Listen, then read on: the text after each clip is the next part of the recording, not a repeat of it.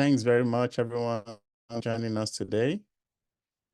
I hope your day is going really, really well.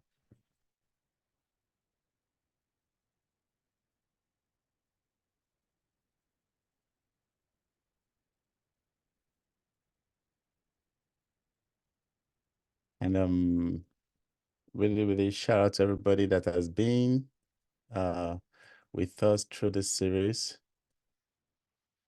And we would like to uh, thank you very much for always being with us. And we have a very, very great day today, and we have an interesting conversation to have. So I'd like to welcome our speaker today, Lynn. Lynn, how are you doing? Hello, good. How are you? I'm doing well, thank you very much. And so I would like us to also I would like to welcome everybody joining us from different parts of the world. Before we start with Lynn, we would like you to answer a quick question. So we'd like to know you a bit more.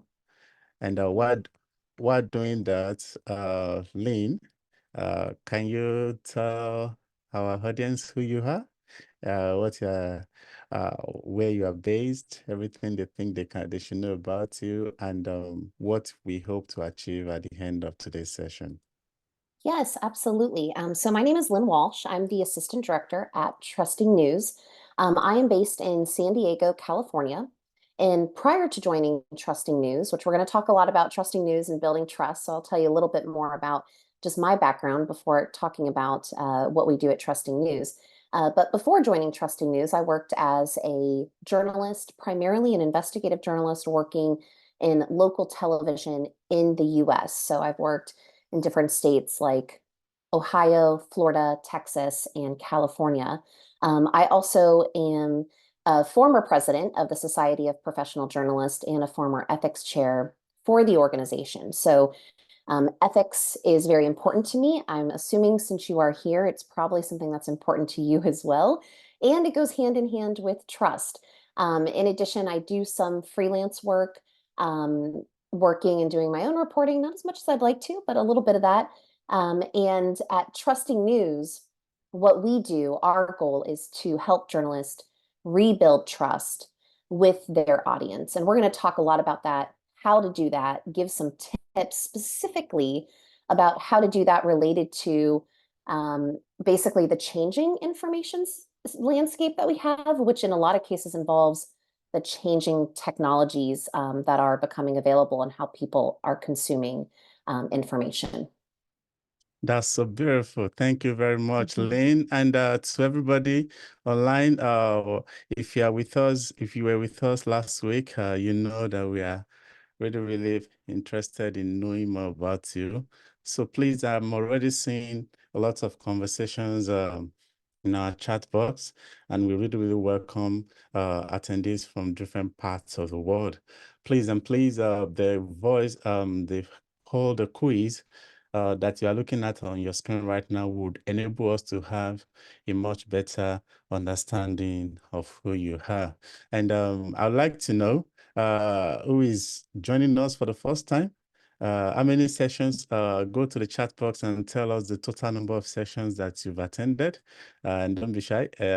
We'd like to know how many sessions you've attended. Who is attending the first session? Thank you, Brenda. Brenda has attended the 3 sessions. That's lovely. Thank you very much, Brenda. I hope you've enjoyed this session so far. I want to Ali is joining us for the first time. You're very much welcome. And Shiva too is new. Thank you very much for joining us. Fortune has attended the 3 sessions. That's really, really beautiful. Louise is the second one. Okay, thank you very much for joining us. Oh, Farah is just joining us. We appreciate you. Please, I really want everybody to tell us how many sessions you've attended. And I also want everybody to fill the poll that is still on your screen right now.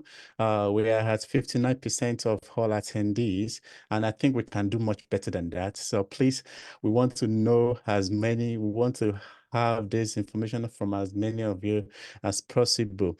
And yes, thank you very much. Thank you very much. And we are almost ready to start, but I really want this survey to go beyond 59% that it currently is. Sebastian is saying this is the fourth session. No, this is the third session. Probably there was a session that was held that I wasn't aware of. So we are really, really happy to be here today. Lynn, where are you based? I am in San Diego, California, so the Oh, United okay. States. Yes. What was the local time today? It is about 8 a.m. Yeah, a little after. So 8:07. So a little early, but that's okay. I know it's late for some of you, midday for others. Yeah, absolutely. And I think the quick recap regarding the sessions that we've had. So the goal of this summit has been targeted at journalists, fact checkers, and students from across the world who we have been gathering every Thursday in March to focus on big and pressing challenge, which is how to disseminate reliable, trustworthy content in innovative ways that outpace misinformation. And our expert trainers have been leading virtual sessions.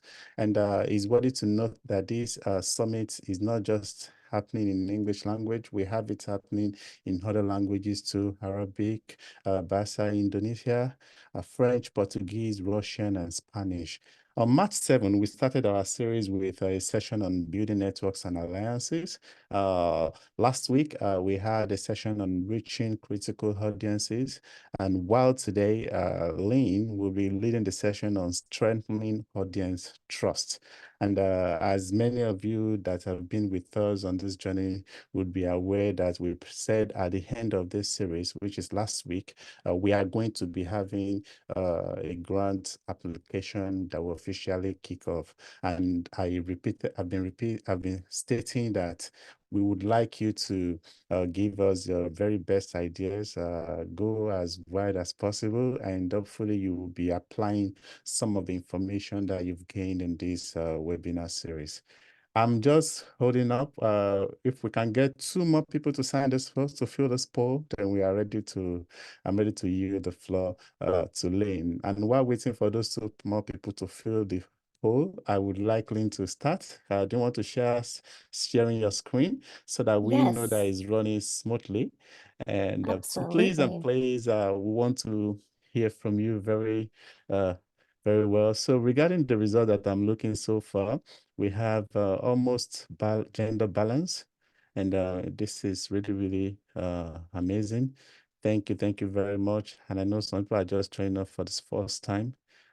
So we have people from Sierra Leone. Thank you, Hedri, for joining us from Sierra Leone. We have Nyongaze from Rwanda, Ali from Pakistan, Ajibola from Stellenbosch in South Africa. Thank you very much. Are you ready for us?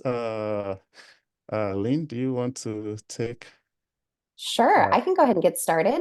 Are we ready? yes, please. Yes, please. The floor is yours. Great. Well, thank you so much. Really glad to be here with everyone today, tonight, this morning, wherever you are in the world. Um, Please know I will put a link to these slides in the chat so you can have them afterward. And I will also make sure that you have a way to get in touch with me if you have follow-up questions, because a lot of the work that we do here at Trusting News is all about trying to make sure that these strategies to help build trust actually do get implemented into news content. And so I'd love to see examples of anything that you try that we talk about, or if you want advice on something that you are facing where you are, a specific story, I'd love for you to reach out. So just kind of say that to set the tone. And I'm going to go through some slides, then I'm going to pause for some questions. And then I'm going to focus a little bit on misinformation and specifically AI. I know there is a session on AI. I believe that still is coming. So I'm just going to, I have a couple slides on some ideas around trust there. But so at Trusting News, we work to help journalists rebuild trust. We do that through research. I'm not a researcher, but we partner with researchers. We also will help newsrooms conduct their own research, which sometimes can be as simple as community surveys, doing some focus groups, that type of thing. But our whole goal is how can we look at how news consumers feel about the news consumption process and help journalists better understand that and better work to build trust with their community. And so, really quickly, I do want to kind of set the tone of the state of trust in news around the world. Unfortunately, it is low. This is the latest data from the Reuters Digital News Report, which I think is probably the most all-encompassing data when it comes to looking at where trust in news and information stands around the world.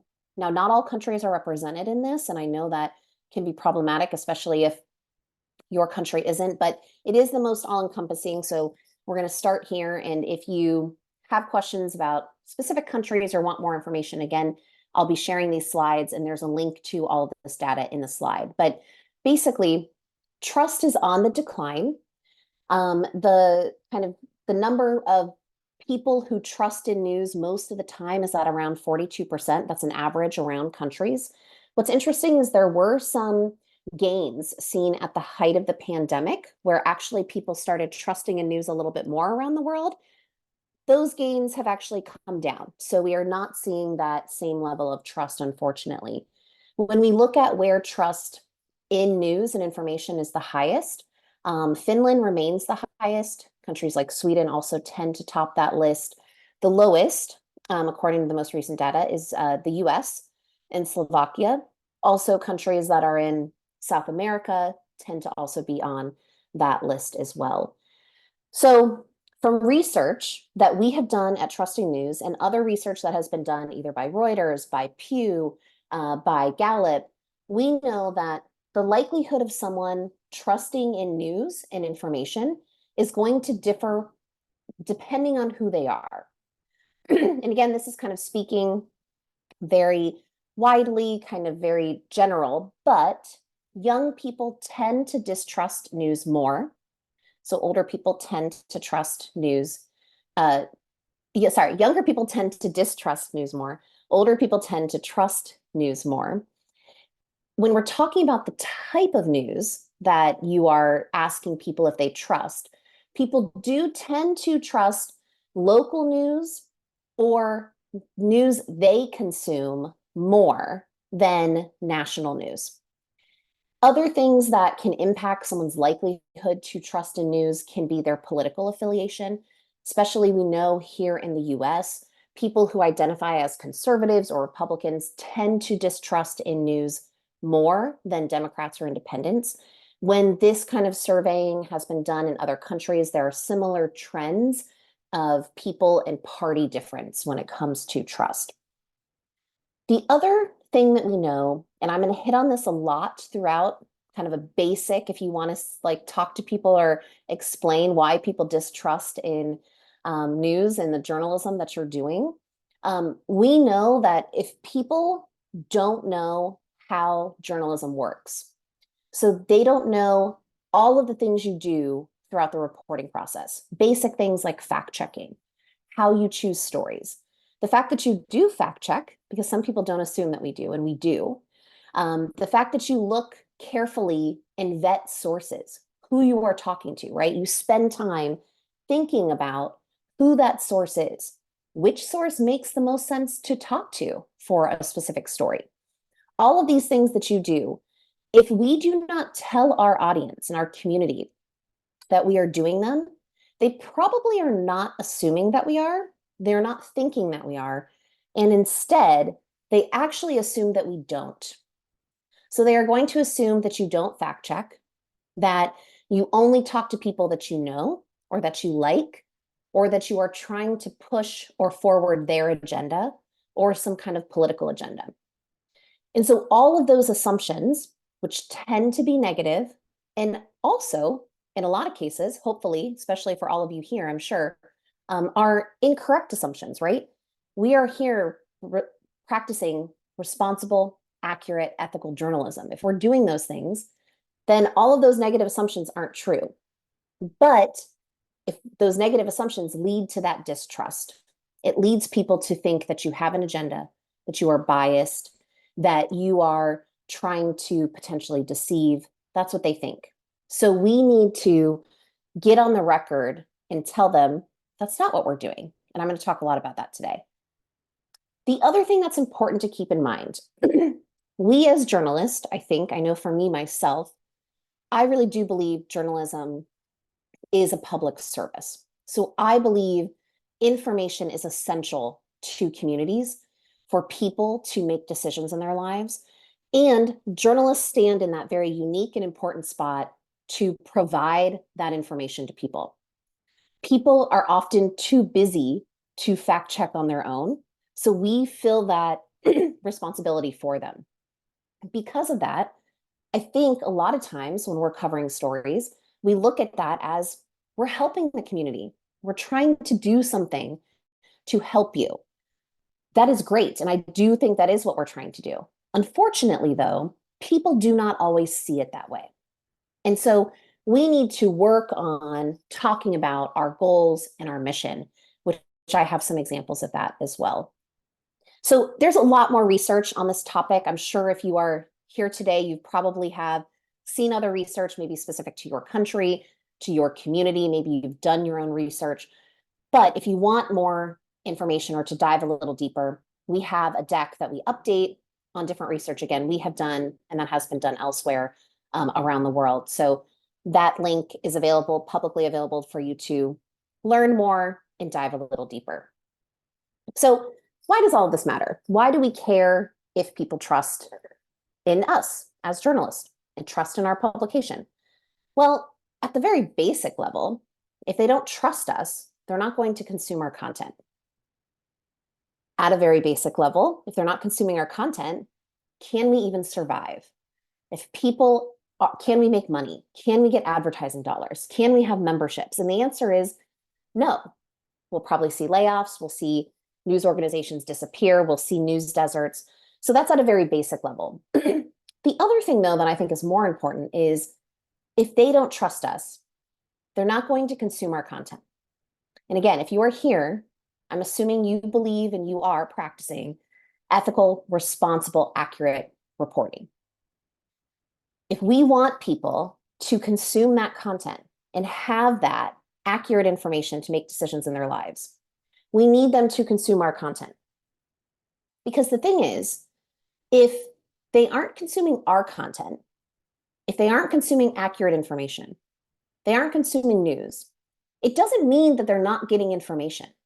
People are still getting information. People really do need information to go about their daily lives, whether it's simple things about the weather, how they get to work, what they buy at the grocery store, or more complex things like who to vote for, if they should be supporting a specific candidate or issue. So information is something that people still will be getting. The question then is, where are they getting it? And are those sources reliable, ethical, and responsible? In some cases, they absolutely may be, which is great. But unfortunately, because of how we consume information and news, there are a lot of spaces where people go for information. They make assumptions that it's true. They make decisions based off of it. And it's rumors. It's information that hasn't been fact checked. It's information that hasn't been, there's no context. It's half the story. It's one side of the story. It's information being pushed by a specific agenda or individual who wants to achieve something. Or it's being purposefully put out there because people are trying to deceive people. And so when we think about the importance of this, it is really like, what does that mean for us, for society, for the world, if we do not have a majority of people consuming content that is accurate, that is responsible, that provides all of this context? And so that's why it's so important, if you are practicing this type of journalism, to work on trust. So I'm going to try not to spend any more time on kind of the problems. I want to give you solutions because I think that's really important. We have a lot of vetted solutions, researched solutions about what you can do as a journalist. And we want this to be actionable. We want more journalists doing these things. So the first thing you can do is accept that journalism has a trust problem. And this is really kind of across the board. Around the world, we have to do a better job of building trust with our audience in our communities. Once you accept that, then it's to think about, okay, how can I work this into what I do as a reporter, as an editor, as a producer, right? How can I work this into my job? Because we all really should be thinking about this and working it into what we do on a daily basis. And so at Trusting News, when we first talk to journalists about trust, we talk about some basic kind of principles that we like to set the tone of to kind of help people understand how to approach building trust, because it can feel overwhelming, it can feel frustrating, it can make you angry, and that's okay, those are normal feelings. But when we set the tone with some of this, I hope that maybe we can move on from some of those feelings and start going to the action. So the first thing that we talk to people about is that you can't persuade everyone to trust you, to trust your publication, or to trust journalism or the media in general. When I first joined Trusting News, that was my goal. I was like, we're gonna solve this trust issue. And I do think we're making hopefully some progress. I know data doesn't always show that. And I think it's a good goal. But if you set out to say, every single person I talk to in my community, I'm going to convince them to trust me, you probably will get burned out and you probably will become very frustrated and maybe angry. And so, what we like to do at Trusting News is think about our audience, our community. And we know that there are a lot of people that are more in the middle. So, you have your fans that love you. That's great. You want to continue that relationship. Then you have people in the middle who may not know a lot about you. They're just making a lot of assumptions. Then you have people who really just don't like you. Maybe they constantly complain. We're going to say focus on those people in the middle. There are more out there than you may think. And there are more people willing to learn about what you do and basically trust you and consume your content. So if you start from that, hopefully you won't get burned out as quickly and you will be willing to kind of put some of these things into action. The other thing we like to think about is think about what it is like to be a news consumer. Now, this is really important as we're thinking about how information flows, where people get information, and the advances made in technology. Being a news consumer is confusing and it is overwhelming. The other thing is that most people have a very casual relationship with news. We as journalists are not most people. We probably get a push alert or we subscribe to a lot of newsletters. We kind of constantly are consuming information. That is not necessarily how a lot of our community operates. They are trying to fit this in bite-sized amounts, maybe by scrolling on social media, maybe by turning on the local news, maybe by subscribing to a newspaper or getting a newsletter, but it's a much more casual relationship. So it's important to think about all of that because if we try to produce news for people like us who are consuming a lot more information, maybe more technically savvy in some cases, or at least understand the information landscape better, we aren't going to be able to reach our community as well. If you think about it this way too, it also hopefully will allow you to have some empathy for what this process is like. And so when someone contacts you or puts a comment about your story, and it's a negative comment, it's criticism, instead of wanting to react like and be angry, let's instead look at it as an opportunity to engage with them and explain how we did something and not assume that they already know what happens when we use an anonymous source, that they already know that we fact check, because people don't know this process. Just like you may not know, or I may not know exactly what everything that goes on that a plumber does or a nurse, whatever other occupation. And then the two other things that I want to hit on before getting into some solutions here, we totally recognize that there are things that journalists can do, and that's what we focus on. We also know there are things that news consumers could do to make this process easier. Media literacy does work. There are things that they could learn. We also know that there are things politicians might be able to do and things that tech companies or social media platforms might be able to do to help with this problem of trust and information. But what we focus on at Trusting News is what can we as journalists do? And then most importantly, you're not going to get credit and people are not going to see all of the care and ethical decisions you put into your reporting to help the community, to protect the community, to be useful to the community, unless we tell them. So that gets to what this work involves. This work, building trust, involves a lot of transparency. How can we talk about what our goals are? What are we trying to achieve? If you are trying to help your community, we need to say that. And then back it up with stories that are helpful, are useful, right?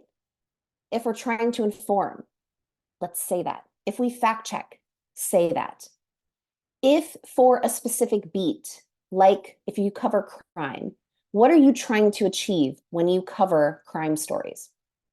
If you cover the environment, what are you trying to achieve with this coverage?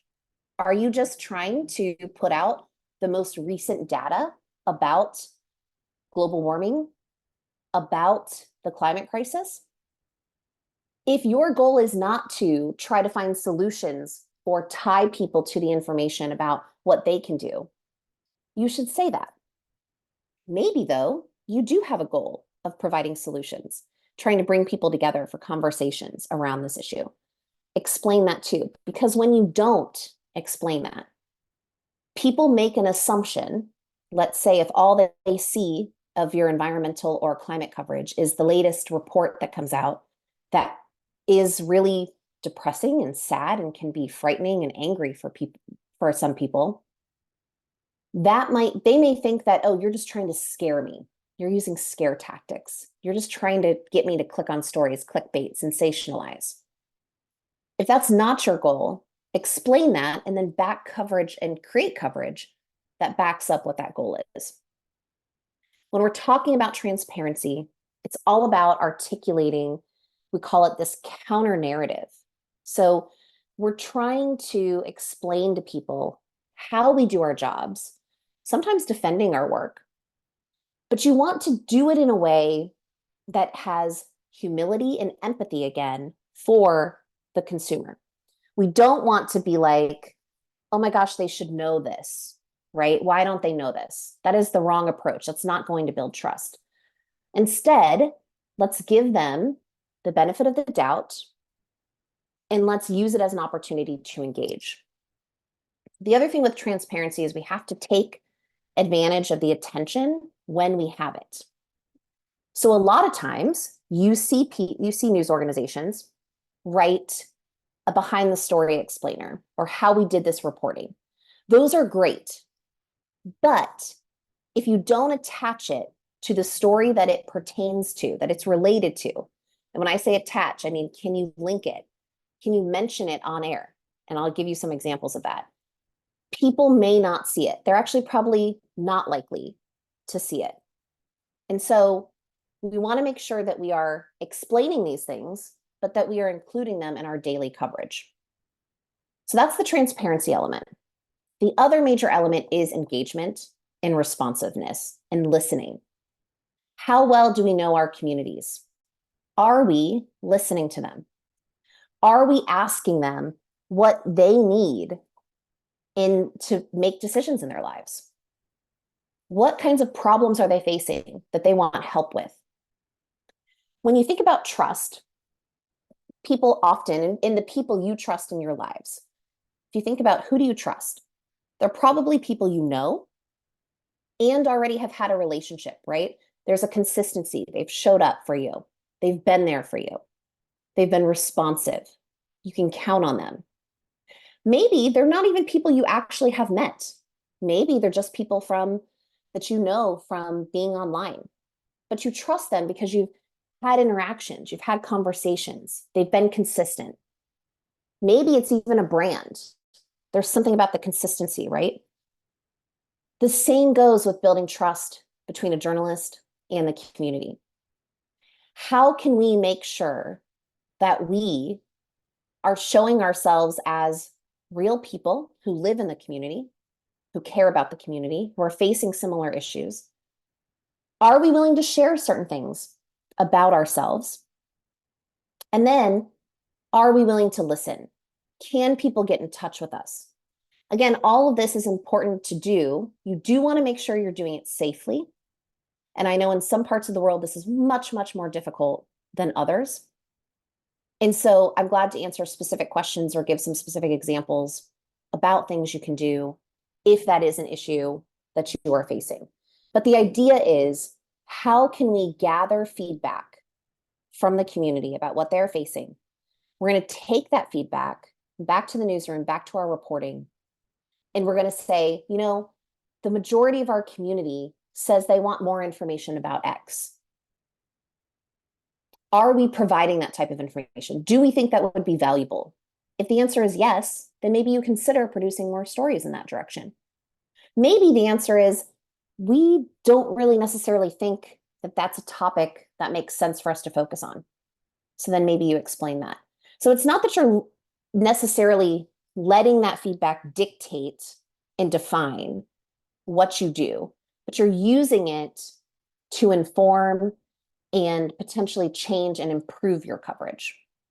When you listen, it can help build trust. So remember, mistrust is often about assumptions people make about how we do our jobs. Those assumptions are often negative. So the whole goal here is, how can you provide information to people before they make an assumption, before they make that negative assumption? It's very similar to combating misinformation. I know we have a lot of fact checkers here working for fact checking organizations. Misinformation tends to thrive when there is an information void. So you fill that information void with facts, with information that's correct, accurate. That's what we're doing in this case too. We're filling that void of them not knowing how journalism works. So then when they do ask the question, the information's right there. They don't have to make an assumption that's based on something their friend is telling them, something they're seeing online. Instead, we are telling them. And we're preventing that misassumption that's mostly negative. And so why transparency? Well, we know that being transparent can work. So there's been a lot of research done in this area. We have done research in this area. This is one example of that research. This is an example of something we call an explain your process box. Some people call it a nerd box, an information box, a transparency box, whatever you want to call it. It doesn't even have to be a box. I have some examples where it's not necessarily a box. It could be written in the story, could be shared on social. It could be put in a newsletter. It could be a video that you post to social media to talk about what you did for the story, what your goals were. But the idea is, we added these boxes to stories for news publications. In these transparency boxes, it answered questions like why we're doing this story, how we're doing the story. And in this specific example, it was a crime story. So your approach to covering crime. How do you pick which crime stories to cover, to highlight, all of that? So you answer some of those questions. This box goes into the story. And what we found is when people saw a version of the story without the box, and then they saw the version with the box, people who saw the story with that box, so with all of that transparency information, they were more likely to trust in that news content, in that journalist, in that newsroom. Now, when we're thinking about trust, when some people say they trust something, it could mean a lot of different things. And so researchers tend to break down the word trust into different buckets, right?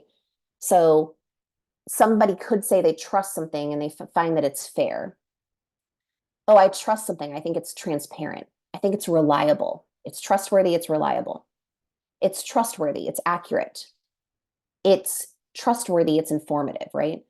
So instead of just asking people, did you trust the content? The research asked, did you find it informative? Did you find it credible? Did you find that it had integrity?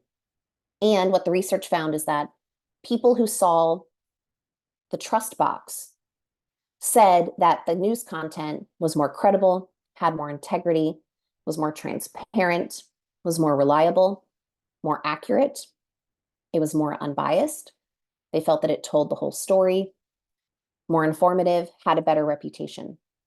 So we know that this can help build trust. People will find that content more useful. The other good news, which being someone coming from broadcast, this is really important to me, it works in broadcast too. We've done some research to show that you can add trust language to your television content, radio content, a video on social media, and it works for that medium too. And so to do this research, what we did is we worked with a TV station in Ohio, here in the US, and we took 5 stories that had already aired and been broadcast. And I added trust language, transparency elements, explaining things about why they did a story, what their approach to covering crime was. And we then held focus groups to see which one do people like the most. And what we found is that people preferred the stories that had that trust language, that transparency language. When the reporter or the anchor explained the why, about why they were doing something, how they were doing something, that is what people preferred in the focus groups. What's so interesting to me about this is they couldn't necessarily tell me or explain exactly how the clips were different. So they didn't necessarily notice huge differences, but they felt that the stories were more personal. They provided more facts, more context, and they generally thought that they were just more complete. And so if you are working in radio, TV, producing video, please try this. It works so well also because with TV, with audio, you're hearing the person's voice. So now I'm hearing the reporter talk about why they did this, where the story idea came from, why they spoke to these sources. That can be so effective because not only are you hearing an explanation, you're getting that information, but you're also able to sort of make a connection with that person because you're hearing their voice or seeing them.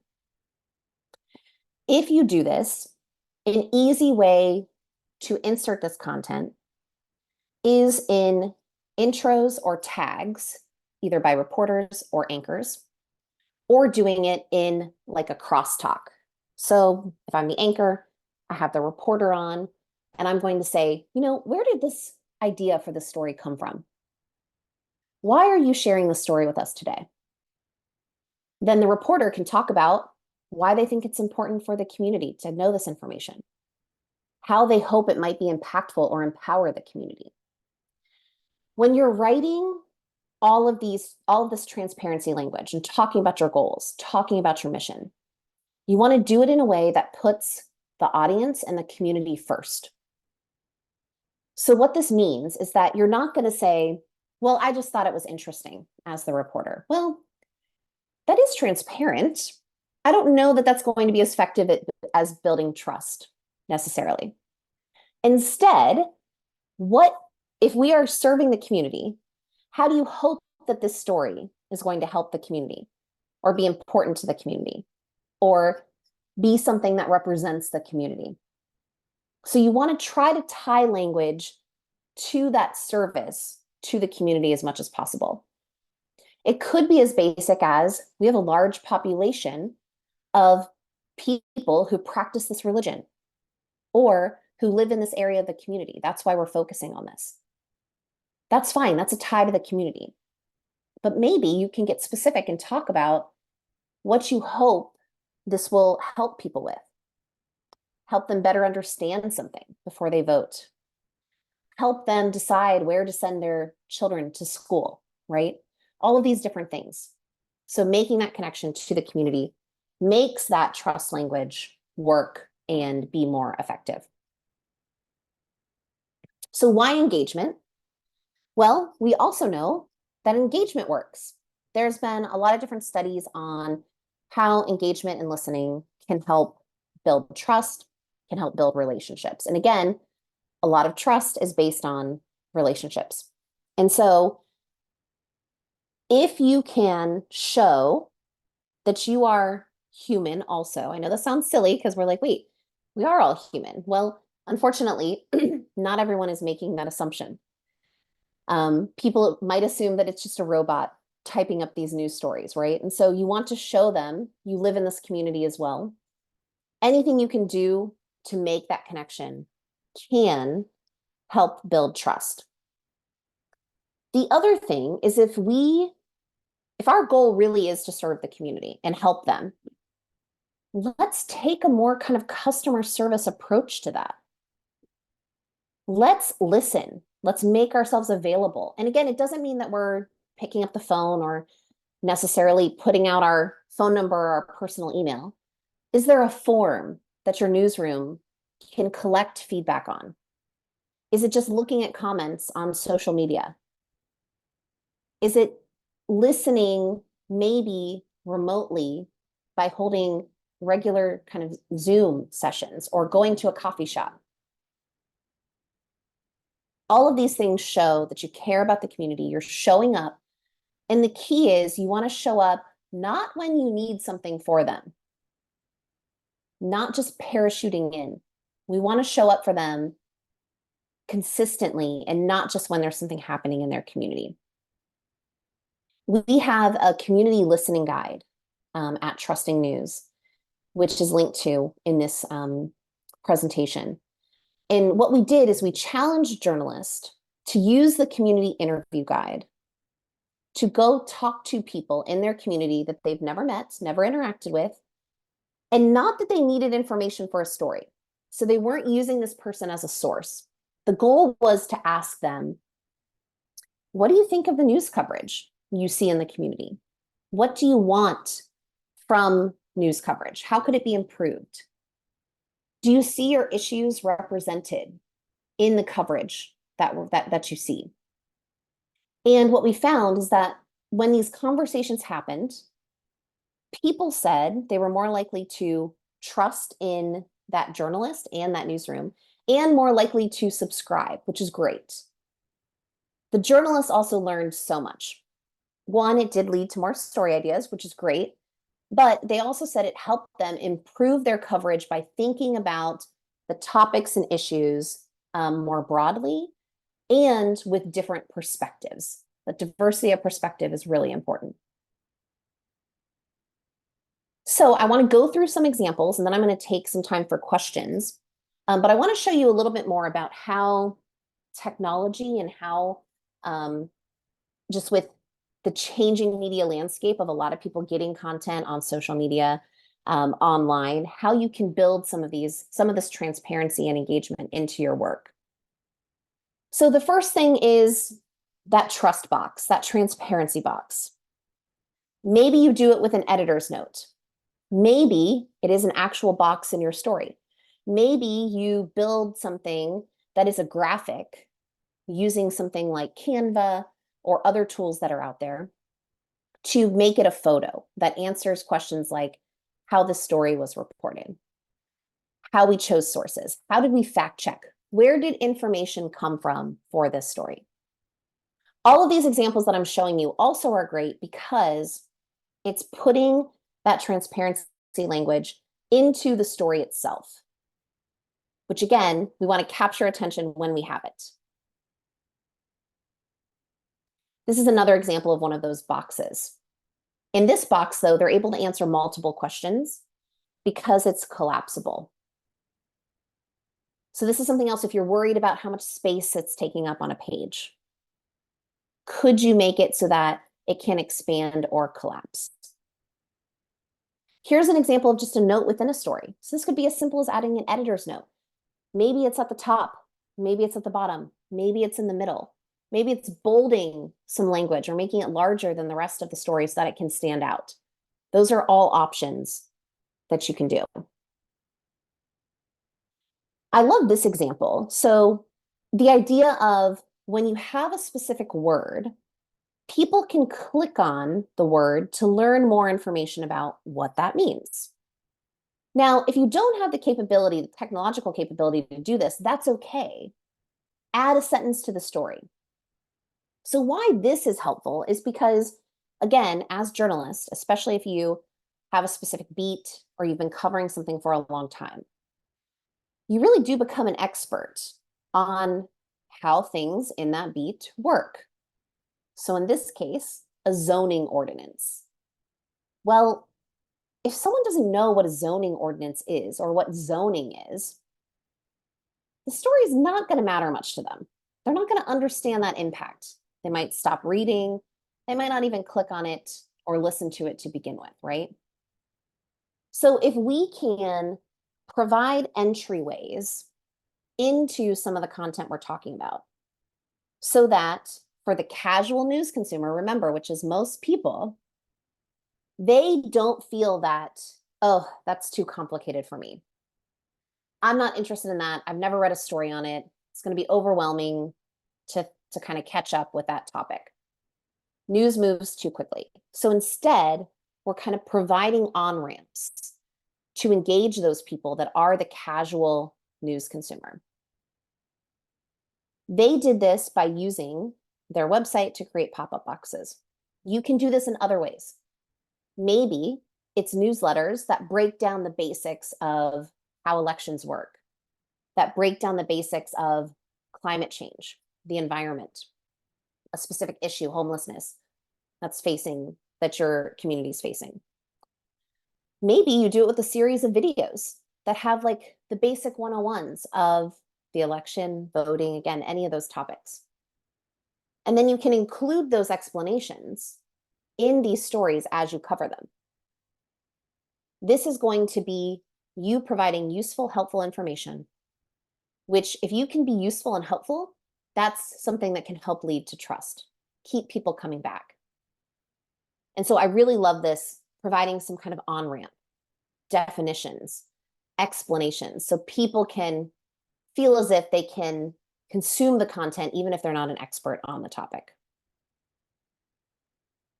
Another thing you can do using a newsletter, using text service, using WhatsApp, just ask people, our goal with this story was to inform you, was to help you vote.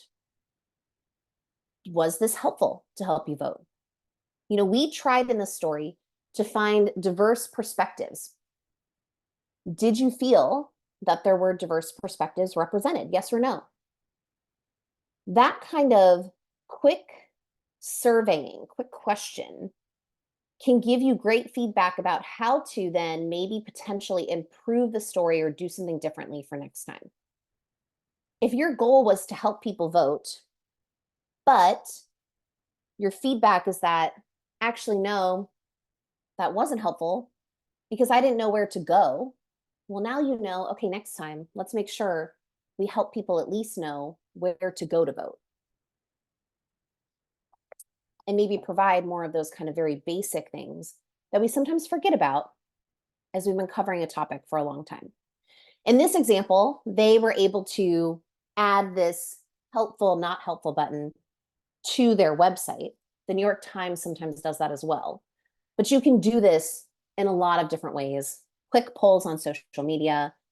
You could add it as a question on a social post that you do, a newsletter, again, using WhatsApp, a texting service, anything like that. Here's another example where whenever there is a story on this website of the Capital Journal, they're saying, submit your news. So this is something that I think we as journalists forget about. Most people do not go walking around and just in their daily life think, I'm going to contact the newsroom. I have a great story for them. I'm going to contact a journalist. They have so many other things going on. That's not top of mind. So we have to ask people, what's going on in your world? What would you like more information on? And now in this case, they say submit your news. And they say, we're always interested in hearing about news in our community. Let us know what's going on. I think that's a good first step. I think to improve it, remember, people may not know what you mean when you say submit your news or what's a news story. So instead, use questions like, what do you want more information about in the community? What's a problem you're facing that you would like to help finding a solution? What's something that's been interesting to you lately or been top of mind lately? So you're asking it in a different way. And then depending on the answers you get, you can kind of use your own news judgment and policies and strategies in your approach to decide what to cover. But I love that they have this, it's right there all the time. Something we have found with, in a question that I often get, don't people get sick of seeing these transparency language, seeing a box like that? So far, we have yet to have a newsroom get complaints about that, like a box like this saying submit your news showing up too often, or someone complaining like, oh, that box is always there asking me to submit my news, or asking me for feedback, or telling me how they use an anonymous source. That just has not happened. And I think what that demonstrates is that, one, people are casual news consumers. People are not necessarily seeing it every time, even though they're consuming your content.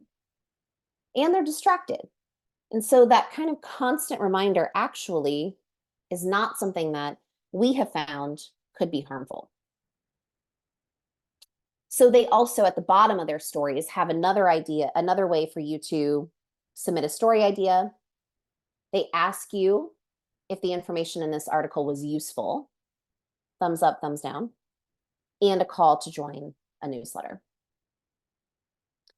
So this is another example of providing more information about what the type of reporting a story is. And so down here at the bottom, they have these buttons on the story that says, this was original reporting. This was on the ground. Sources cited.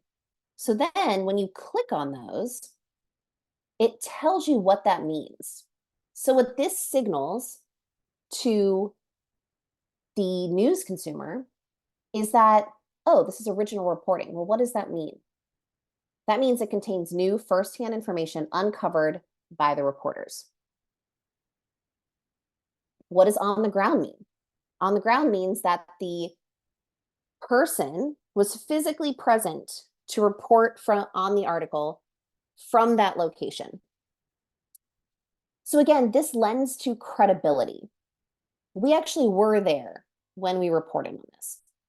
And you can do this in a way that maybe does not have the same technological capabilities of adding it to a website. You can add that to the top of a story.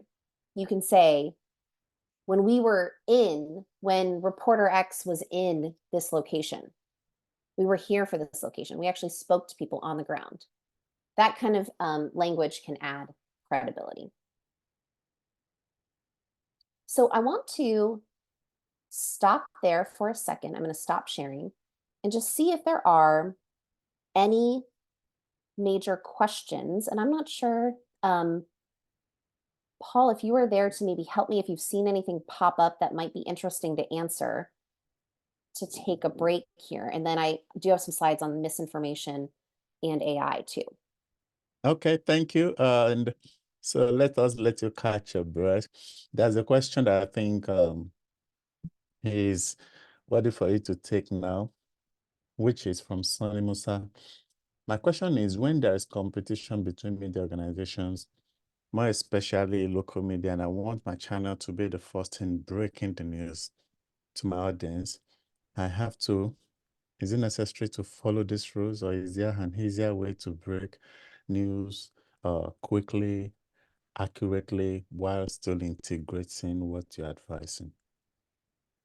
Good question. So I do think sometimes newsrooms push back or are hesitant to be transparent because they are concerned that maybe it's a competitive concern, right? That their competition may learn a little too much about how they do their process and then copy it and maybe beat them on stories. That absolutely is something that does exist.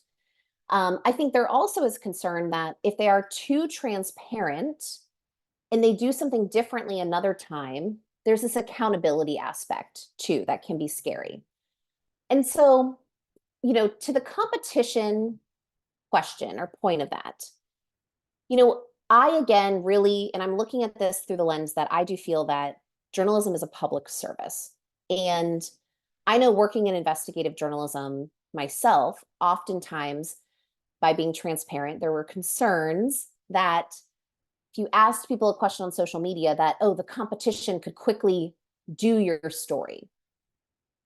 I really believe that if your story is vetted, you're adding context, you kind of have all those elements, you're not going to get beat in that same way. They're already one step behind, probably two or three steps behind. So I would say worry less about that because you're going to add these elements that's just going to make your content better and more helpful and more useful. Now, the accountability thing also is scary. And I think it's worth bringing up because people will hold you accountable. If you say, when I cover crime coverage, we are not going to use mugshots, or we're going to follow our crime coverage from the beginning to the end of when someone is fully convicted, actually, and not just charged. Well, if you don't do that, people will maybe call you out for that. So as you're being transparent, make sure that you can stand behind what you say you are going to do. If you say you only use anonymous sources in very specific ways, make sure that that is the case. I know it can be scary to be held accountable, but we hold others accountable all the time. And I think if we're really going to work on this trust issue, we need to be willing to be held accountable ourselves. Thank you very much. I think you can still take this question from Mohammed. Yeah. Is this right that people trust the news when they start to consume the news for the first time and they gradually lose trust in the news? If yes, or if not, what are the reasons that people lose trust or don't trust the news?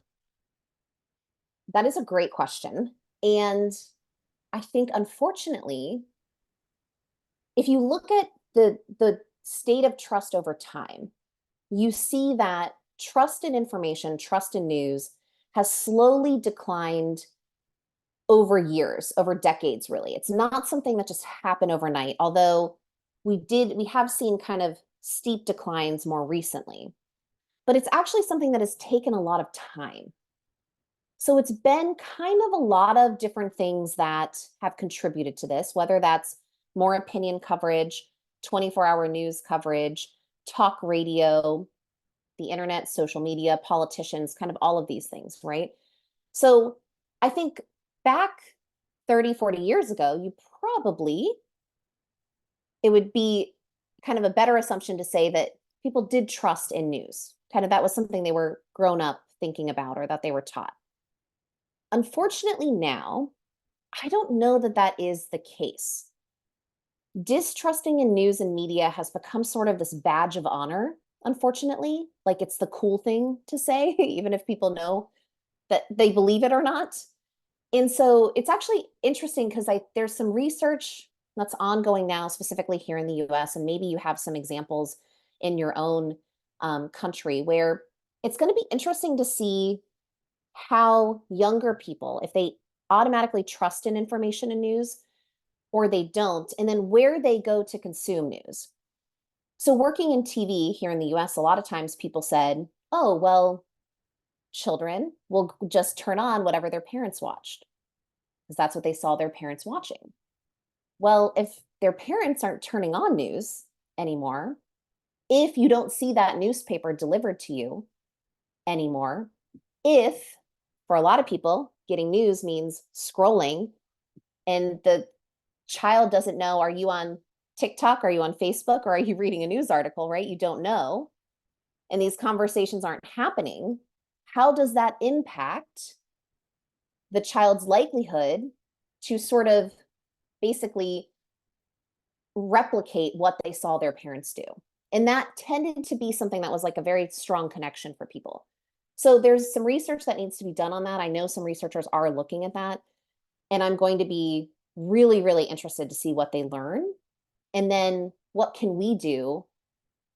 Is there a role journalists can play? And then just as society, how can we foster conversation around news consumption with younger generations if they're not seeing it how others saw it? Because it's not on TV, it's not the newspaper being delivered. Yes, we have Ebrina on the line to ask question live. If Ebrina can quickly talk, if not, I have a question I want you to take. This question is goes to us. In a situation where trust in the news agents, okay, sorry, where's that one? Okay.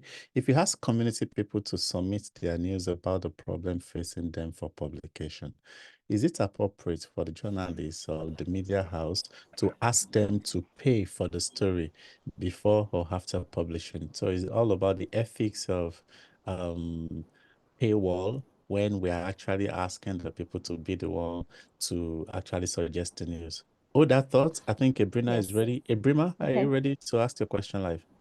Hello, can you hear Yeah. me? Yes, we Yes. can hear you. Thank you very much, and thank you for having me. And I'm very glad and pleased to be part of this session today. I live in the Gambia, West Africa, and I'm a journalist by profession, but currently working as a data and communication assistant for the Gambia Red Cross Society. And misinformation nowadays is very common. It's easier for people to share misinformation than accurate information. So especially with the challenges we are facing with these social media handles that have to do with Facebook and other stuff. So what can we do as journalists to have access to information that you know is correct and it will not have an impact on the society itself? Great question. And I do, after we take a couple questions, I'm actually going to go through what journalists can do Okay. specifically to build trust, to do that misinformation and disinformation. So if it's okay, hopefully you can stay on. So I can answer the question that Paul posed and then go back to that if that's Yes, okay. yes, yes, please. Okay.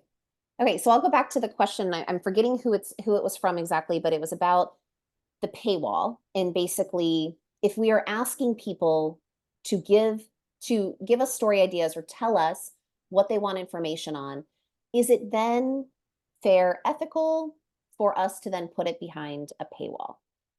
So, I really do wish that we could live in a world where we didn't have to have a paywall.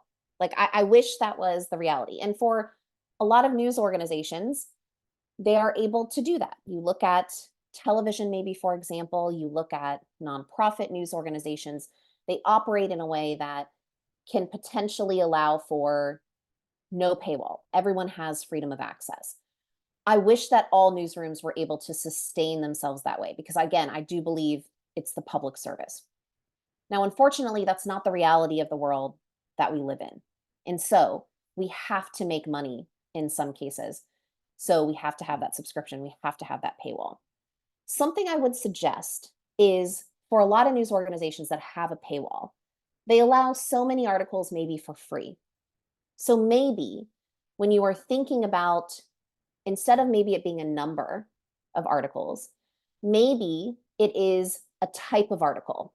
Maybe it is certain articles that are free. And I think making stories that answer specific community questions could be a good category for maybe making some of that free because it's maybe more informative, explanatory.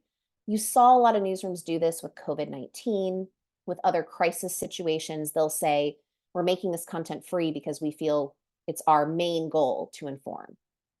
But then adding an explanation that says, We still do need support to continue though. So if you can subscribe, if you can donate, please do that here. So that's kind of a suggestion I have. And again, I think we can have the ideal reality of what we want, and then we have reality. And unfortunately, in a lot of cases, that paywall is necessary. And so explaining that and talking about that while also giving some value to content that can be free is important. Thank you very much, Lynn. I think we have lots of questions Yeah. to lapse through, Well, but what I think we can do is let's resume with the yeah, concluding session, and if you can provide adequate enough time to deal with all of these yeah. questions. What I'll say to those that are listening is please keep the questions coming. We are going to tr endeavor to go through as many of them as possible. And we already know the rules already. Those that want to ask the questions, that if we have accommodation for that, just raise your hand and we would activate your mic at the right time. So I'll let Lynn resume the second session of our training. Thank you so very much. I'm going to focus a little bit on that misinformation, disinformation.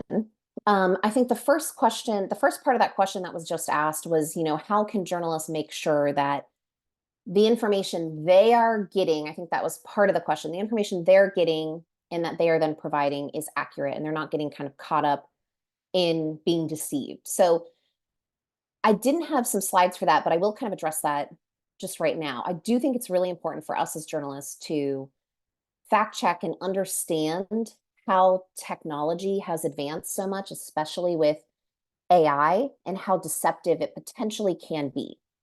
So we as journalists, we as newsrooms do have a responsibility to stay up to date with what people can do, with how to detect, with working to detect, and making sure we're building in time to detect and fact check and make sure to verify what's being sent in, especially if it's content or images or video that we did not take, we did not shoot, right? We want to make sure that we are building that time in, that we are maybe even holding back from publishing until we've done that due diligence. That's really important. But then the question is, okay, what can we do? Like, how does misinformation, disinformation relate to trust? Well, the very kind of basic thing when it comes to misinformation and disinformation, again, if you are someone who works at a fact-checking organization, you probably know this well, but this idea that misinformation, disinformation, it thrives in an information void. So when people do not know something about a question, about a topic, and they can't find the information and they don't know it, they just kind of will fill it with whatever they are finding, whether that's a conversation from friends, something they found when they Googled it, something that they found on social. So our goal as journalists, how can we actually fill that gap, that information void, with the facts, with actual information?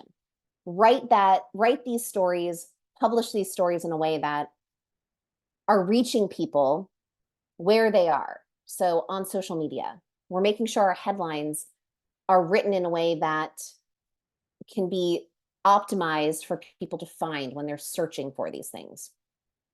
And there's also this idea of like when to know when to cover misinformation and disinformation, because you don't want to amplify it if you don't have to.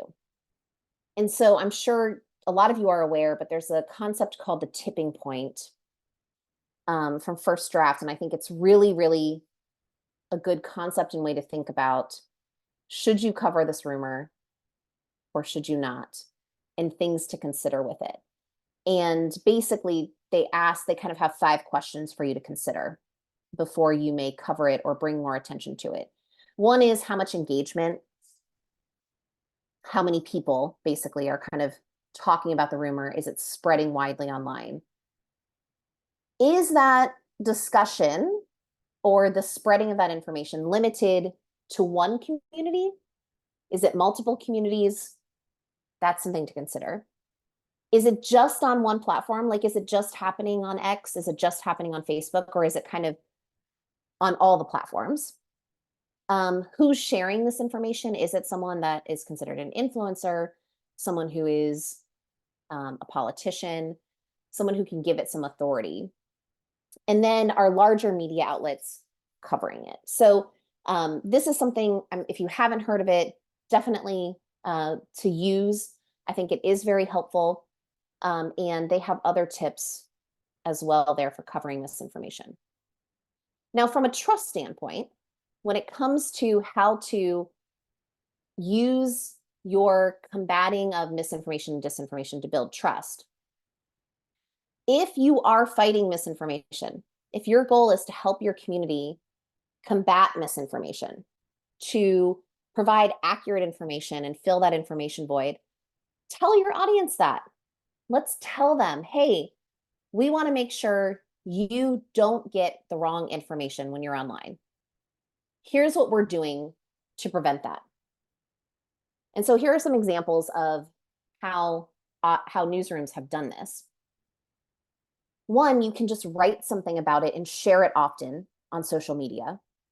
So saying things like, in this newsroom, we stand for facts, we stand for truth. We know that the information health of our community is important for overall public health. That means we investigate rumors circulating in the community.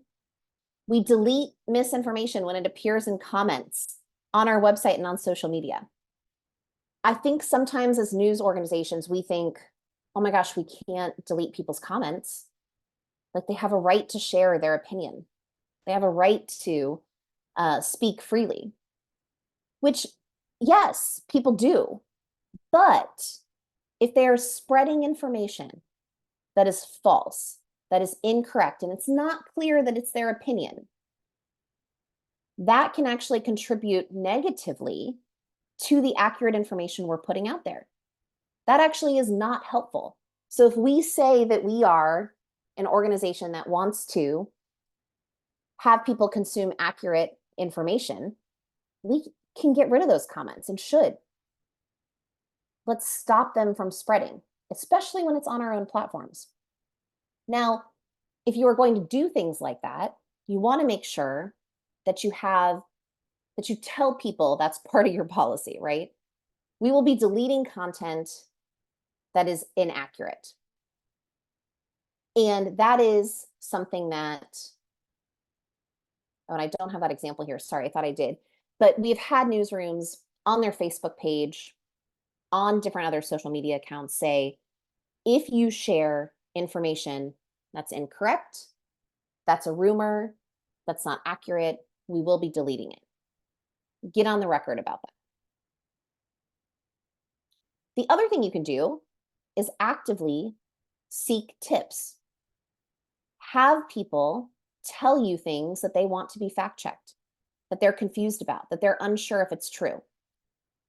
Now, this can get overwhelming. This could become a full-time job for multiple people in your newsroom. So if you're going to do this, make sure that you have the ability to at least check some of them and that you explain that you may not be able to get to all of them. Because what you don't want to do is have people submit things, never hear back from you. That can actually lead to distrust. So say that you're putting this out there, you're going to try your best to get to as many as possible. Maybe you share how you decide which ones to cover, which ones not to. Maybe there's a specific time of day where you have someone in a WhatsApp group on text where there's a certain number, people text with questions. And for 2 hours every day or 2 hours a week, a reporter is going to be answering questions that way and fact checking things. So there are different ways to do it. But the idea here is to say, we want to help you navigate this confusing landscape. Tell us what we can help you know. This is an example that PolitiFact has. Suggest an item to check. Suggest a fact check. So that's one way you can do it. Fill out this form. But again, you can set it up different ways. Maybe they email you. Maybe it's a specific time when you're checking a text or a WhatsApp group or a Facebook chat, something like that. Another great way that you can combat misinformation and disinformation and build trust is to teach people how to navigate the news. This education piece and this role that journalists can play, educating the public, this media literacy, but also, when we look at things like AI and other technology, like how technology works, how information flows, being a source of information in providing an education and help to people for this can really help you become a trusted source for them. Sometimes this means maybe you write something or you publish a story that's very specific about how to do something. So we've had newsrooms explain how to navigate a social feed, how to tell if political polls are credible. How do political polls even work, right? People don't necessarily understand that. So explaining that type of things. How can you tell if an image or video has been manipulated or not? If we can provide this information to make things easier for people and be helpful and answer these questions, that is something that can build trust. Now, you may be thinking, oh no, that's creating more content. I don't know if I have time for that. Valid, totally valid issue, right?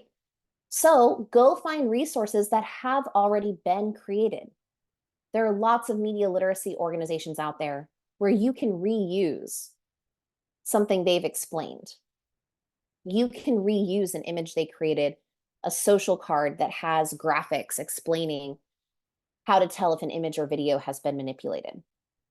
Make sure it's a trusted source. Make sure that what they're doing is accurate, which in a lot of cases, these media literacy organizations are. But repurpose their content. You also could have a standing newsletter or social posts that kind of maybe once a week you give a tip about how to find information online. And you do that for like a week. Those are things that you can do to help educate. The other thing you can do is show what makes your coverage credible. And here's that example I was that I mentioned earlier. Explain what you are trying to do, explain what makes your information credible, and just post it online, share it. And so in this case, this newsroom on Facebook said, we're removing posts that are purely speculation regarding COVID. And why are they doing it? Well, they're doing it because these unconfirmed bits of information can add to public panic and hysteria. We don't want that. We want people to have informed, confirmed, reliable information. So if you have a tip or you hear something you'd like to share or unsure if it's true, send us a private message. So instead of just like adding something in the comment, send us a private message so we can help you there. But we want to public facing in our spaces where we're sharing information, make sure that it's accurate and it's truthful. The other thing you can do is if people are accusing you of manipulating images or accusing other people of manipulating images, explain to them if that image was manipulated or not, how you know that, what you don't know. In this case, this was a journalist in Florida, and he was accused of, because there were different angles of photos and video showing how packed a beach was in Florida after COVID.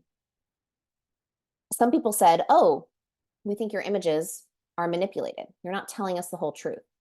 So he decided to take the different images. Some were photos, some were like a screen grab from his live shot. So different perspectives of different cameras and different positioning.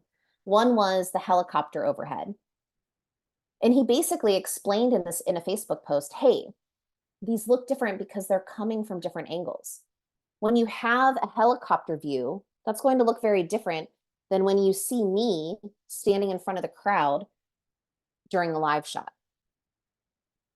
So addressing these things head on can also help.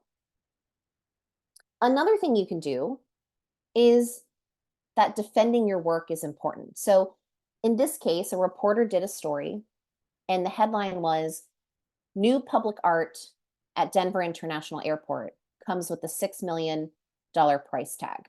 So that was the story.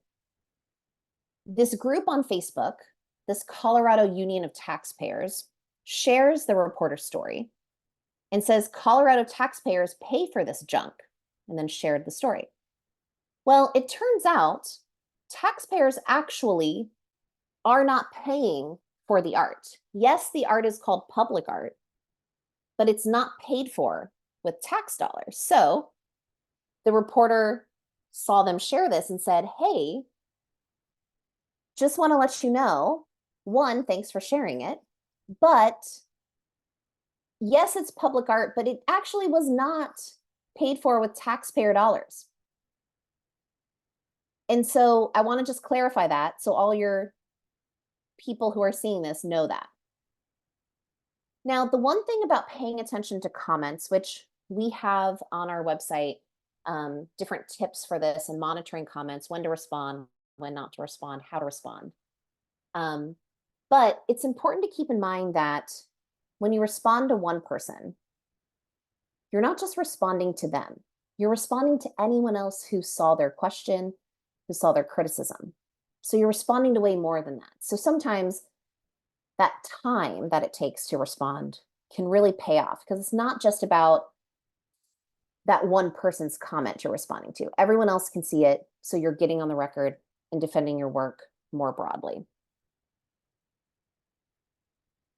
So I want to quickly go through some things related to AI too. And I'm going to do this very quickly because I want to take more time. I know there are lots of questions. And I know there's also a longer session on AI, I think, still coming later. One of the things related to trust and technology in general, but specifically AI, we do feel that transparency about the use of AI in disclosure is really important. The main reason that's important is we don't want people to feel deceived or tricked if we don't tell them that we used AI when we did. When people find out that they've been lied to, that they thought something was a real photo taken by a photographer, turns out it wasn't, that can make people angry, feel deceived, and not trust you or your content. I think a perfect example is what we're seeing going on with Kate Middleton right now. That creates distrust. Now, probably almost every post that she may do for maybe ever is going to be questioned. So we need to think about that as journalists from a trust standpoint. We need to be transparent and disclose the use of AI, but it's also, I think, the ethical thing to do. Now, then there are lots of questions about how often are you disclosing? How are you disclosing? Where are you disclosing? And I will say, those are all things that I think we need more research on. I do not have best practices ready to give you on that yet. And there are questions about if you use spell check, is that an AI that you should be disclosing? Personally, I don't think you need to disclose at that level, but I think it's going to vary for each newsroom, how you use it, what you're using. And we need a little more research behind some of that. But that transparency and disclosure is going to be important. The other important thing, if we want to build trust with technology, is how are we helping people understand the technology, understand AI? It goes back to that example about explaining what zoning means, explaining how elections work, kind of that on-ramp to things. Can we provide definitions? Can we as an industry come up with shared language around these tools? What it means to use them, categorize them, to make people better understand what's being used by journalists. I think that's going to be also really important. But if we just tell people this article used AI, we don't know what they're assuming. They're probably assuming that a person never touched the article, never was involved in the story. And in a lot of cases, that's probably not the case. So we need to get a little more specific. We need to provide a little more information and link to definitions so people understand exactly what you're talking about. And then again, educate. So we talked about with misinformation, media literacy. When it comes to AI, I think there's a huge opportunity for people, for journalists, to build trust by educating the public. I think in the past with technology, I don't feel that journalists and media as a whole has really done a great job doing this. And I think we've missed an opportunity to be that resource, to be that space or be that host to host conversations and answer questions about technology, about social media, about how it all works.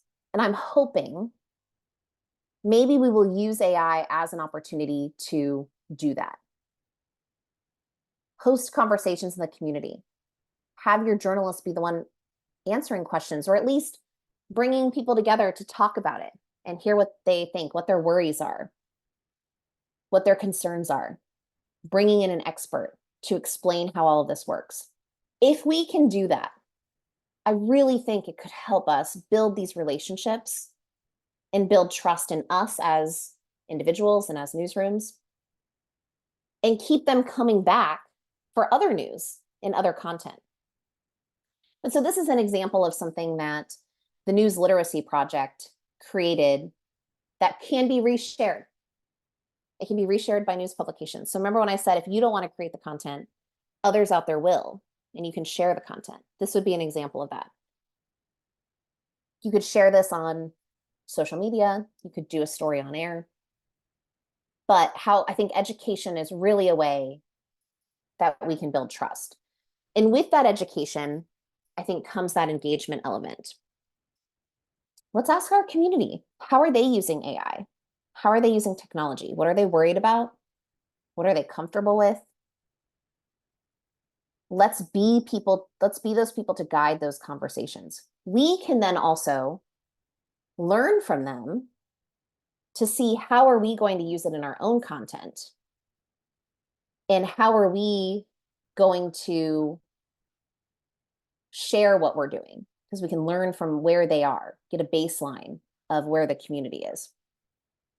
But also, again, we're being that source for hosting those conversations, which can build trust. And so I had some examples of how people explain AI. I'm not going to go over that right now, but those are in the deck. I want to just also say, I know I've been talking for a while. I want to take some time to answer more questions here before we close out. But I do hope that trusting news can be a resource for you. We really know that this work can make a difference. It can have impact. It can build trust. And so we try to make this as easy as possible for you to do. So on our website, we have things called trust kits, and they explain step by step how to do something very specific. One is, how do you respond to comments? We have a trust kit on that. If you're curious about how to do it, when to do it, how it works, that trust kit will walk you through how to do it. Maybe you want to build trust on air. We have a whole kit dedicated to that. Maybe you want to build trust with sources. We have something that walks you through how to better do that. And then we also have a weekly newsletter where, if you want kind of the most up-to-date information on some research related to trust and news, or you want the latest tips, see newsroom examples, that's the best place to get that too. So I'm going to stop sharing and just see. I'm also going to put a link here in the chat to this slideshow so that you can have it. And I'm going to put my email here as well if you want to get in touch. That's really, really, really lovely. Thank you. Thank you very much. So, okay, let me see.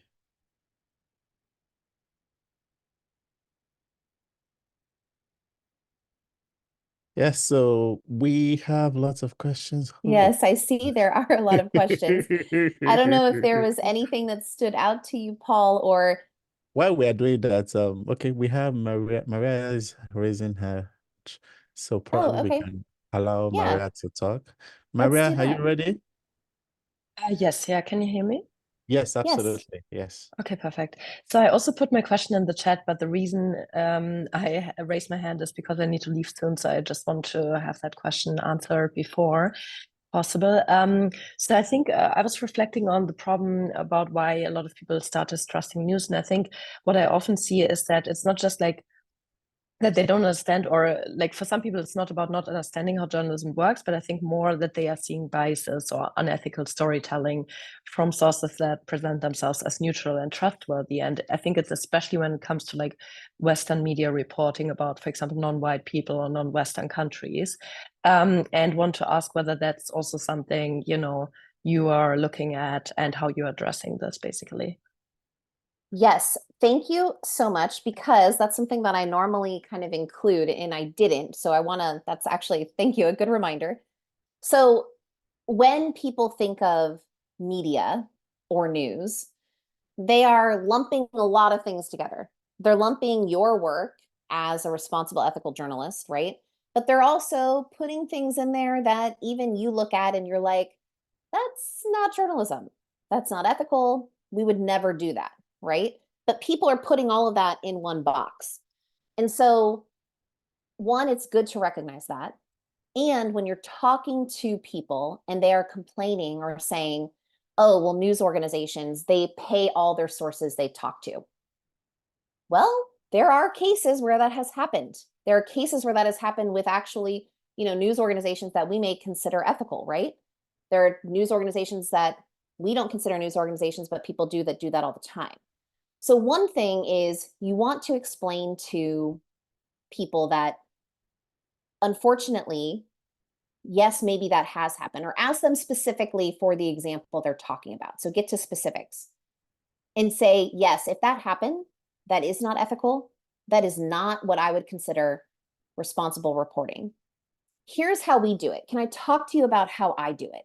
And so that's kind of that counter narrative I mentioned at the very top, which I didn't spend a ton of time on, but that's creating that counter narrative. You are doing it differently. You have this standard. This is how you do it. Some of these other things about sensationalizing absolutely are true. You are committed to not doing those things.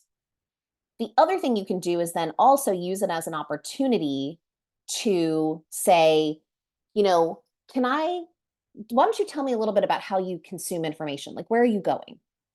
Where do you go to get information? Could we talk a little bit about that? Could I add some thoughts to that? So the one thing is most people will say, well, I don't read the news. Yet they scroll on social media a lot during the day. They're seeing information, they're seeing content. And so explaining that there is information on the platform, but how can they fact check? Maybe suggesting some alternatives or people to follow could also be helpful. Thank you very much. We have Daniel. Well, if Daniel can quickly ask questions, I want to combine two questions that have been submitted. I think they are both around accountability from the media. For instance, when a media outlet has published something that the fact-checking process did not pick the misleading information. So how do you suggest going about it? What do you think is the guideline when there is this there's the information that was not properly fact checked had already been released by a media house and has really gone viral that people are already using that information? How do you rein that back in? So I think the question is, and I'm not sure if this is like within your own publication, if something was published, or if other organizations No, within your published organization. something within your organization. Okay, so something made it out of kind of the editing process. It was published. Unfortunately, that ended up not being true. Okay, so corrections are so important. I know corrections are scary. I know journalists don't like to say that they made a mistake, but if we want to build trust, we have to admit when we have done something wrong, when we've made a mistake, and we should do this with humility and talk about how we are going to prevent it from happening the next time.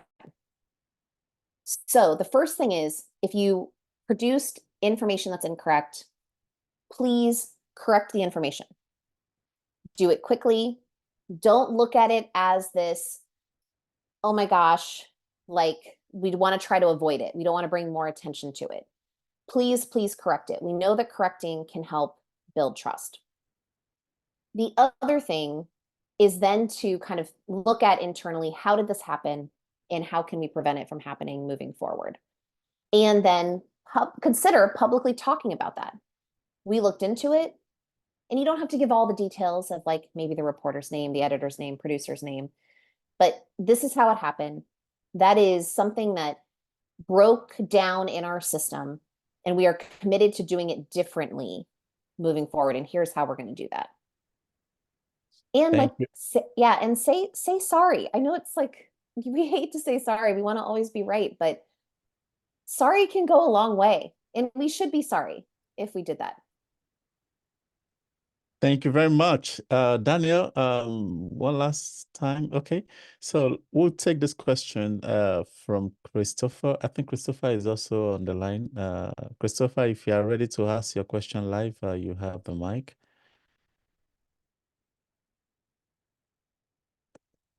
I'm going to do something. I'm just going to open everybody's mic and see who talks the first. Hello. Yes. Yes. Hi, Christopher. Go ahead, please.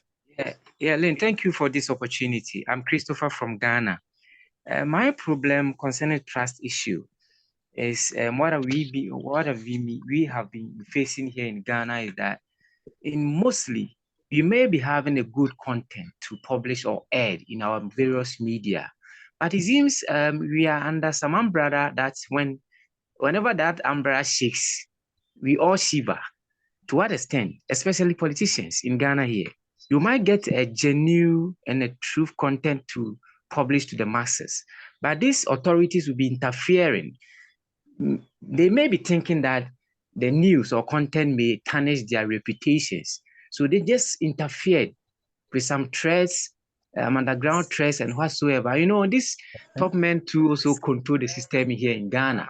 So most of the times, there have been some cases that we don't have our freedom to do whatever we're supposed to do professionally. So Christopher, I think the question is, even when you've done the fact checking and because of the pressure, sometimes when the authoritarian governments control everything, even when you have actually factual, they might still say that what you are publishing is wrong and still have to deal with that, having the machinery of the government behind you. Do you have any thoughts on that? Yeah, I know, and it depends, different locations and where you are, and the different government pressures are different. And so there are different things that you are able to do. And in some cases, the very limited things that you are able to do. So the first thing is, you want to make sure any information you're ready to share, that you are making sure it's accurate, you're fact checking. Personally, if you are trying, let's say that you publish something and then the government's like, no, that's not true. What can you do to show that what you are sharing is true? So that transparency of showing maybe notes, showing full video interviews, releasing full audio interviews if you can be helpful. You're kind of combating that with kind of more information, kind of more transparency. Okay. The other thing that kind of data can really help if that's something that's possible. The other thing you can do is, can you reach out to trusted sources in the community and build relationships with people?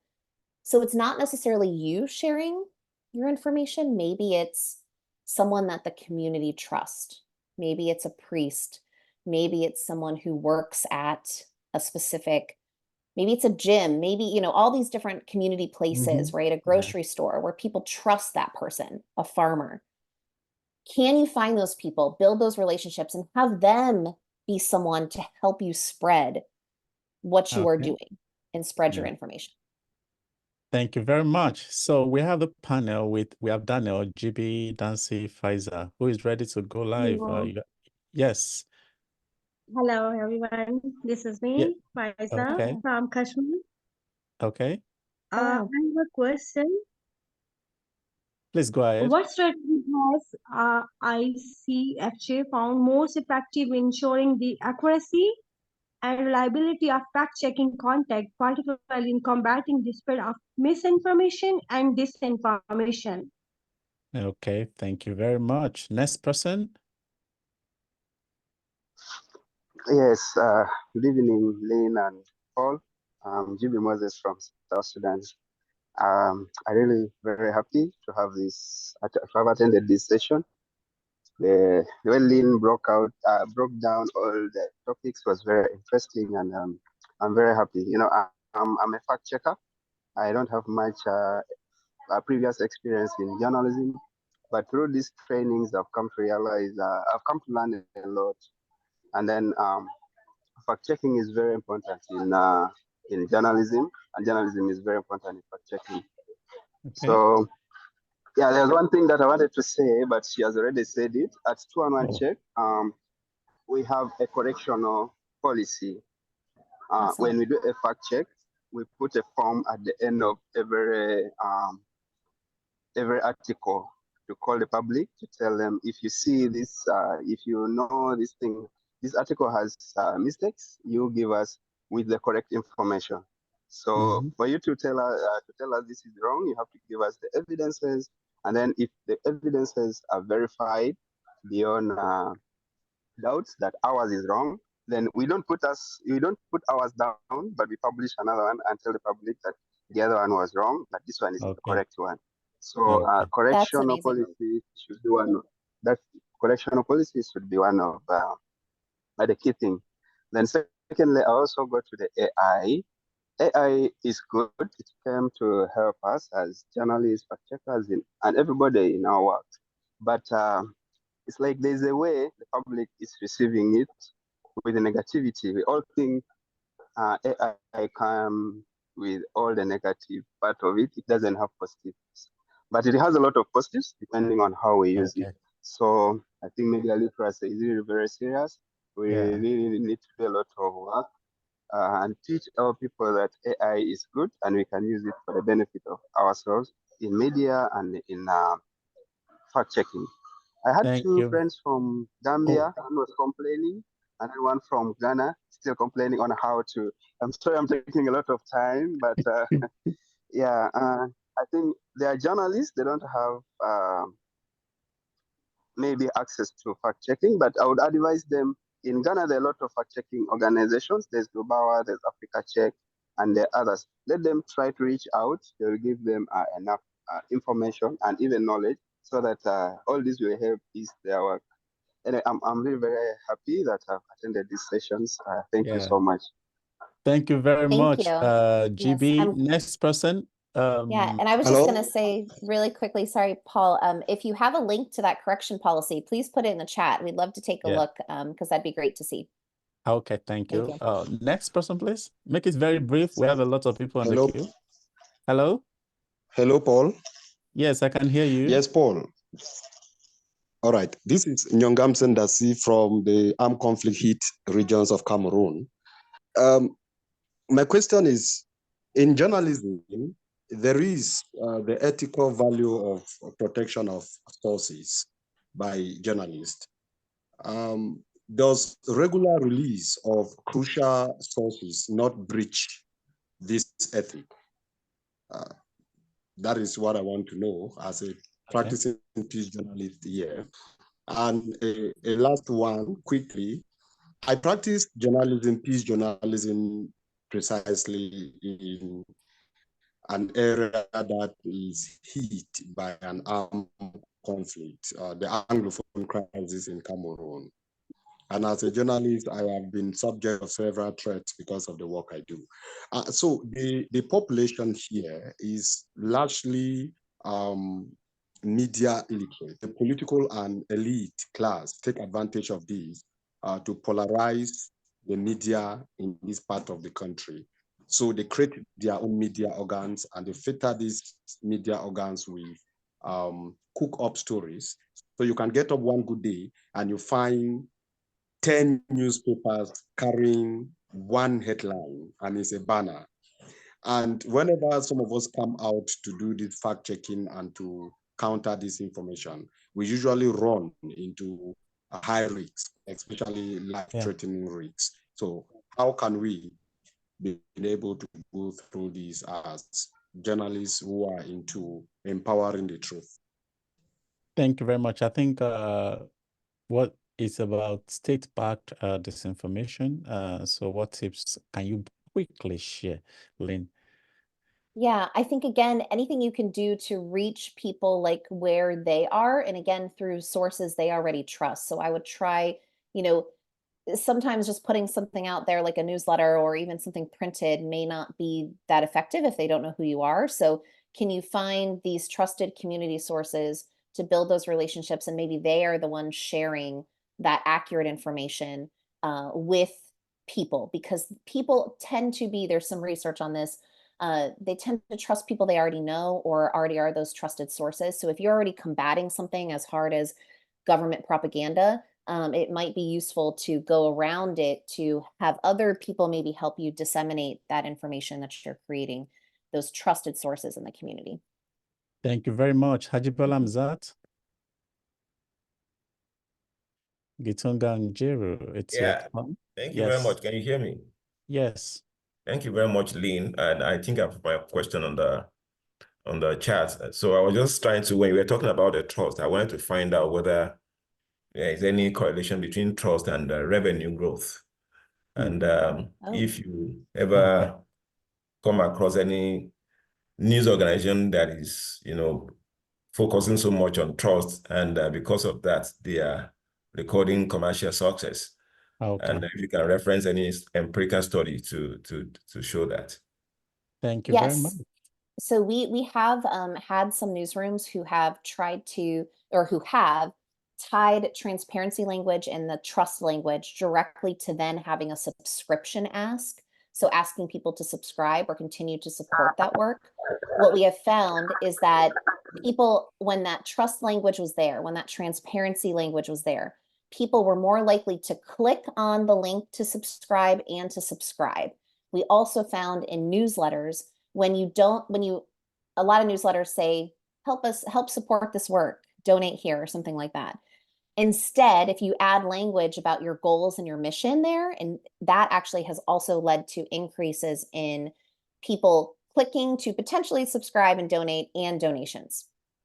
Thank you very much. Gitonga, are you ready? We also have Ashraf Sharif. Who among you is ready?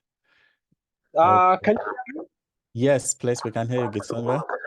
Yes, I was asking an earlier question. Sometimes when I write stories, there are some readers sometimes who try to have malicious comments to discredit a good story, and sometimes they try to, based on experience, they try to make someone look, maybe they are not competent at what they are doing. So I want maybe to make a comment on that. Yes. So really quickly, I would say it's important that, again, I mentioned this a little bit, but as a news organization, we can take ownership of our comments, and whether that's on social media or on our website, right? So if we say we will not allow for hateful comments, people attacking comments, name calling, say that. And then if someone does do that, delete their content, delete their comment. That is absolutely totally fair.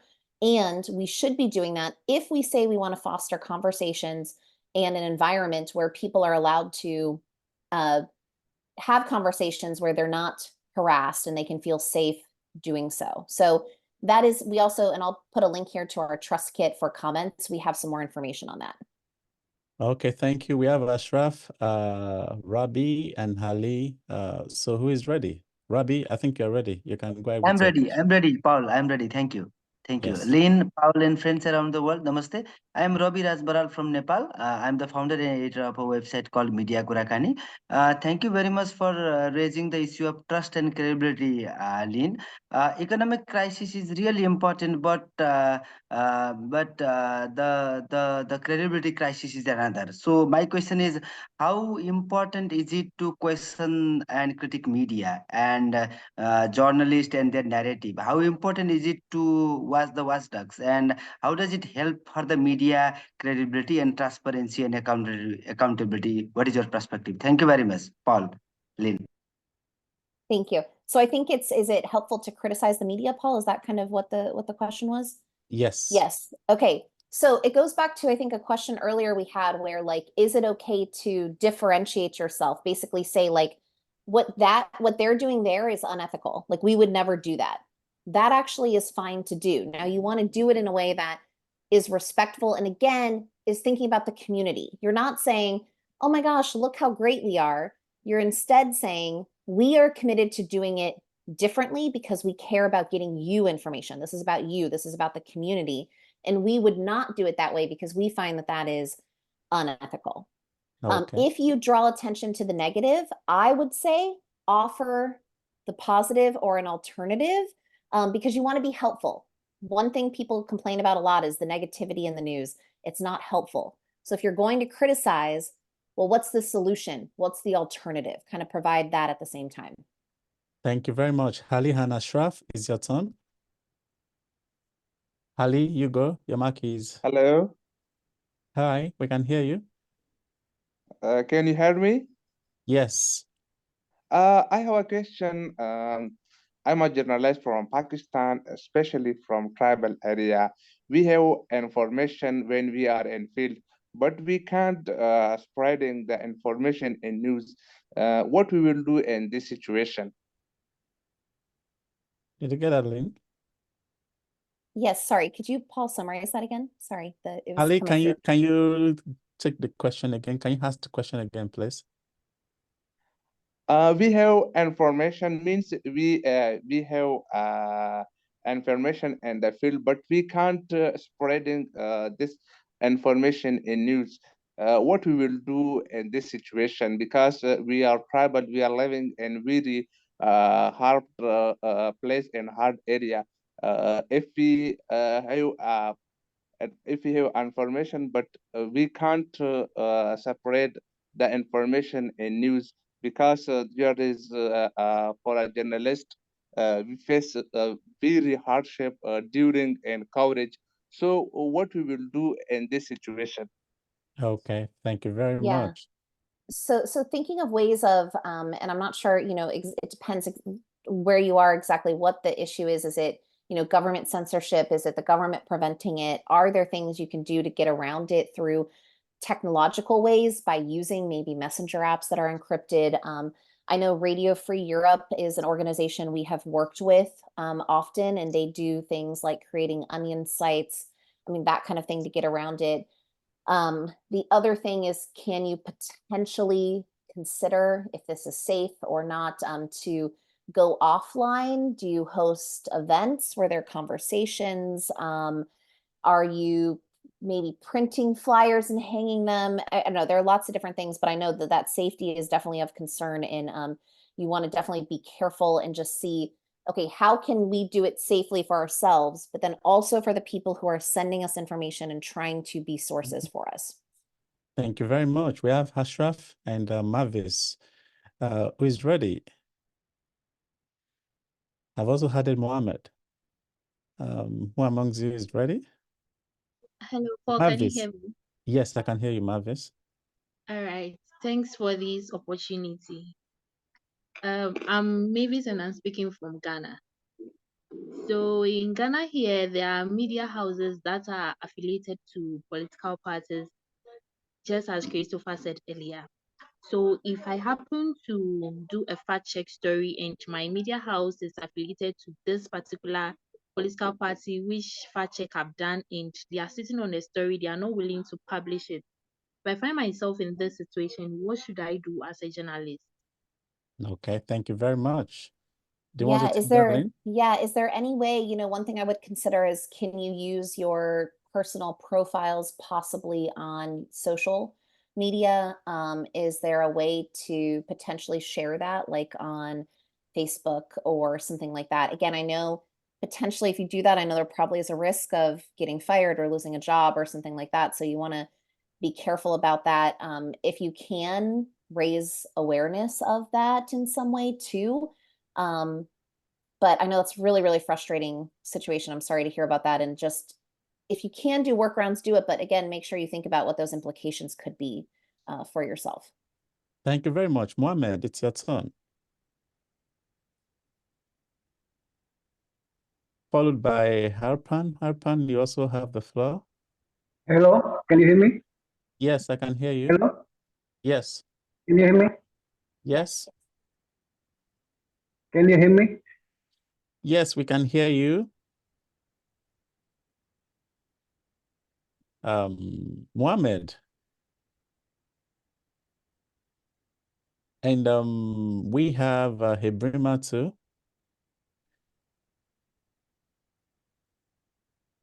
I think we can, if anybody still can talk. Can you hear me? Yes, I can hear you.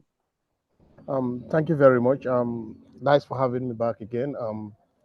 The question I want to ask here is, in my country here, the Gambia, we are not more of fact checking because we have few people who do fact checking in this country. Because as I'm speaking right now, there is already a lot of things surrounding fact checking in this country. And if you take a good look what is happening in this country, most of the media houses rely on print newspapers for their source of information, for their source of stories or news stuffs, whatever. So the question I want to ask here is, how can you help? Is there any means you can help our country so that at least we'll get to know more about fact checking in order to deal with any story, so that we'll fact check and know exactly how to publish a particular story? Okay. Because there are media houses in this country who will charge people based on the stories they are about to air for them. So, and you cannot have a human interest story on hand, and at the same time, you want to charge somebody to pay an extra amount in order for you to air that particular story, which you already know is an human interest story. So, how can you people help so that the country will get to know what is fact checking, and we can engage and involve ourselves in fact checking, and the journalists will do more of fact checkings in this country in order to be just surrounded around the journalism system of reporting or packaging stories or whatever. Thank you very much. I think it's all around the business model of journalism and how we can still encourage fact checking and bring attention to it. For me, I think my comment would be that we have lots of fact checking, Africa focused fact checking initiatives, organizations, groups that are actively involved with this. If we're talking about getting good stories published without financial incentives, I think this is at the level of individual media houses. Policies differ from one media organization to another. And I believe the audience would be able to actually see which media organization can be trusted, which goes back to the issue that Lynn mentioned regarding maintaining and restoring trust in the media. Do you have anything to add to that? Before I think I want to take the last two live questions. So we have Sonny Musa and Yaya. Yes, those are the two last comments I want to have. Who is ready to go amongst you, Sonny Musa and Yaya? We have lots of questions already. If none of them is ready, I can quickly take one. Okay, let's take Arpan's question is, as we know, printed media around the world, is it accurate to say individuals have faith in the news when they first start consuming it and their confidence erodes with time? I think you've answered that question already. I've asked you that question already. Mohammed's question, my question is about fact checking. That being a print media journalist, I have a right to information law to get information to get to the information, data, and information story. But there are examples that the departments we approach for data share the information that sometimes prove to not be fully correct. Could you guide what alternative sources one could use to produce a fact-based piece? So I think this is a really, really good question. I think the question is around when these original data sources are misleading journalists, and the misinformation is not because of you, but because of the information source that you're supposed to trust that is not, that is misleading. So any thoughts on this?